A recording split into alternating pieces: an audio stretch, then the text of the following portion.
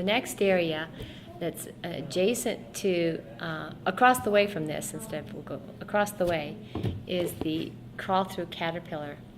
This is for fine motor skills, so basically the dexterity of one's hands, reaching, pulling, grabbing, finding things that entice you as you crawl or even scoot your way through on your belly this caterpillar. So the ribs of the caterpillar are hollowed out and you actually crawl through it. And then there are little things that are attractors along the way that you're reaching for and trying to get to, and encourages you to go further. And it's kind of like a challenge for the youngest of our age group, but it also allows for interactivity, so someone can be crawling with you and they can scoot out one of the sections of the caterpillar and then enter into another one.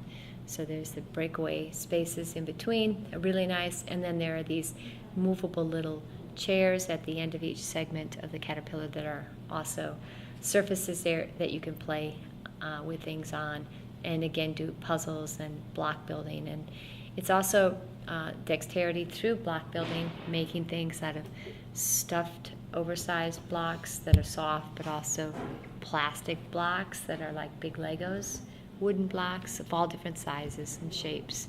And so there are additionally 2 tables that are filled with blocks and block stacking and those kind of activities that foster hand and dexterity.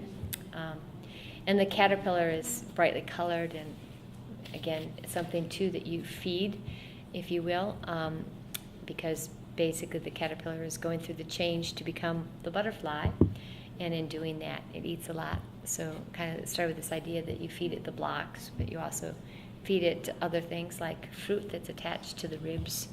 So it plays on the idea by Eric Carle, the story The Very Hungry Caterpillar, and all the things that he eats through as he goes from caterpillar to chrysalis. And then the chrysalis is the last segment of the caterpillar, and it's a beautifully wooden piece with a mirror at the end, and it changes then, allowing the kids to put on wings and become the butterfly. So the transformation process is complete. So they understand a little bit about change and growth and what happens, and they experience that through the crawl.